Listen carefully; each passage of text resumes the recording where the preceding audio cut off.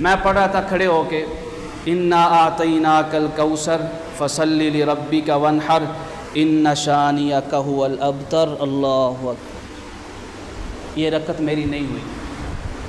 क्यों नहीं हुई? कि वाजिब जो मिक़दार थी किरात की वो मैंने मुकम्मल ही नहीं की। जब मुकम्मल ही नहीं की, मसला भी मालूम नहीं है और आखिर में जाके सजदा साहब भी नहीं किया है, तो आपकी वो नमाज सही नहीं हुई, नमाज दोहरानी पड़ेगी। इसी वजह से जब भी आप रुकू में जाएं किरात पढ़ने के बाद, पहले किरात मुकम्मल करें, उसके बाद रुकू वाली तकबीर के। अब ऐसे कहना है, कुल हुवल्लाहु अहद अल्लाहु समद लम यलिद वलम यूलद वलम यकुल लहू कुफुवन अहद। यहाँ तक पढ़ के फिर आपने कहना अल्लाहु अकबर। और मैंने तरीका भी बताया था हदीस मुबारका की रोशनी में कि तकबीर जब हमने शुरू करनी है ना, जैसे ही हम एक रुकन से उठ रहे हैं ना, उस टाइम तकबीर शुरू होगी। जैसे ही दूसरे रुकन में मुकम्मल तौर पे चले जाएंगे, उस टाइम फ़ौरन उस तकबीर की आवाज़ भी ख़त्म हो जाएगी। देखें, हम यहाँ पे खड़े थे, खड़े होने से हम किस रुकू की तरफ जा रहे हैं? रुकन की तरफ, रुकू की तरफ। जैसे ही हमने जाना है ना, ऐसे कहते हुए जाना अल्लाहु अकबर। देखें, जैसे ही मैं दूसरे रुकन में पहुँचा हूँ, रुकू वाले रुकन में, तो उस टाइम मेरी तकबीर की आवाज़ क्या हुई है? बंद हुई है। ये हदीस पाक से साबित है, सही हदीस से। हुज़ूर नबी करीम अलैहिस्सलातु वस्सलाम ने यही तरीका बताया। हम में से अक्सर लोग जो हैं ये किरात वाला मसला जो है भूल जाते हैं।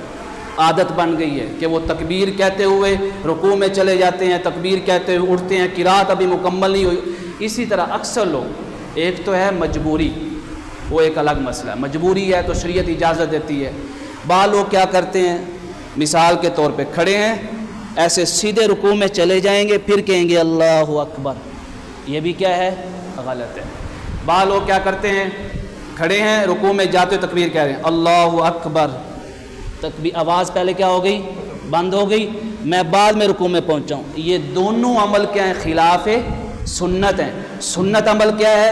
एक रुकन जिससे आप मुंतकिल हो रहे हैं, उस टाइम आपने तकबीर शुरू करनी है। दूसरे रुकन में जब आप मुकम्मल चले जाएंगे, उसी टाइम आपकी फ़ौरन क्या हो जाए? तकबीर की आवाज़ क्या हो जाए? मुकम्मल हो जाए।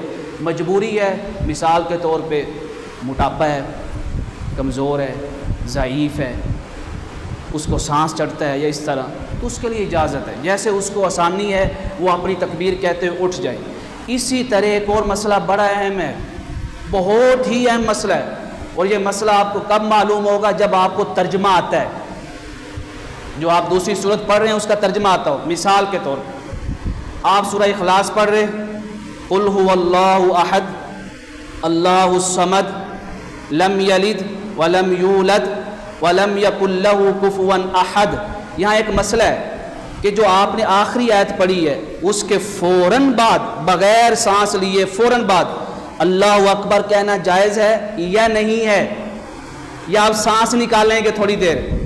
अगर तो आपने ऐसी आयत पढ़ी है जिसके अंदर अल्लाह ताला की हम्द बयान हो रही थी, अल्लाह ताला की अज़मत बयान हो रही थी, अल्लाह ताला का जाहो जलाल, अल्लाह ताला की शान बयान हो, किबरियाई बयान हो रही थी, फिर तो आप बग़ैर सांस लिए भी अल्लाहु अकबर कह दे तो कोई हरज नहीं है। वलम यकुल लहू कुफुवन अहद, उस रब का कोई हमसर नहीं है, उसका कोई हम पल्ला नहीं है, कोई उसका बराबर नहीं है, कोई उसकी मदद करने वाला नहीं, वो मोहताज ही नहीं इन चीज़ों का। अब इस आयत के अंदर क्या बयान हो रही है? तौहीद, अल्लाह ताला की शान। अब यहाँ पे आप फ़ौरन भी अल्लाहु अकबर कह दें तो कोई हरज नहीं है। वलम यकुल लहू कुफुवन अहद अल्लाहु अकबर, कोई हरज नहीं। आपने इकरार कर लिया, बिल्कुल ऐसे ही अल्लाह सबसे बड़ा। अब सूरह कौसर पे आ जाएंगे। आप सूरह कौसर पढ़ रहे थे, इन्ना अतैनाकल कौसर फसल्लि लिरब्बिका वनहर इन्ना शानियका हुवल अबतर। अल्लाहु अकबर, ये गलत हो गया और बहुत बड़ी गलती हो गई। इरादी तौर पे नहीं हुई, नाफहमी के तौर पे हुई। तो लिहाजा जब इरादी तौर पे नहीं है तो जो माना मैं बयान करने लगा वो फतवा भी नहीं लगेगा, लेकिन जानना चाहिए ना, ज़रूरी है।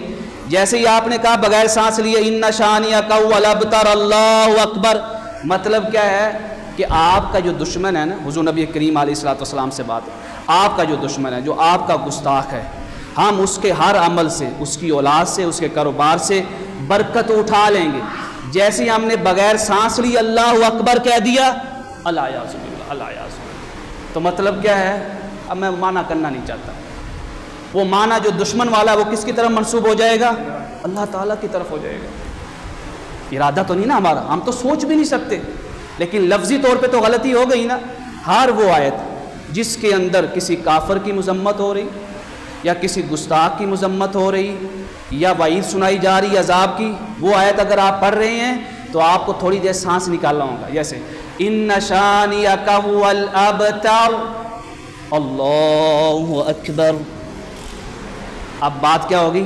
الگ الگ۔ یہ 3 مسئلے آپ نے کیا رکھنے ہیں؟ یاد رکھیں۔ قرات مکمل کر کے رکوع میں جانا، قرات کی جو آخری آیت ہے اگر اللہ تعالیٰ کی شان کے متعلق ہے تو فوراً اللہ اکبر بھی کہہ سکتے ہیں، سانس بھی نکال سکتے ہیں۔ اگر مذمت کے متعلق ہے تو پھر وہاں پہ سانس نکالنا کیا ہے؟ ضروری ہے، تھوڑی دیر بعد اللہ اکبر کہیں۔ تیسرا مسئلہ کیا یاد رکھنا ہے؟ ایک رکن سے دوسرے رکن کی طرف منتقل ہوتے ہوئے ہم نے تکبیر شروع کرنی ہے، جیسے ہی منتقل ہو جائیں گے ویسے ہی تکبیر کی آواز کیا ہو جائے؟ بند ہو جائے۔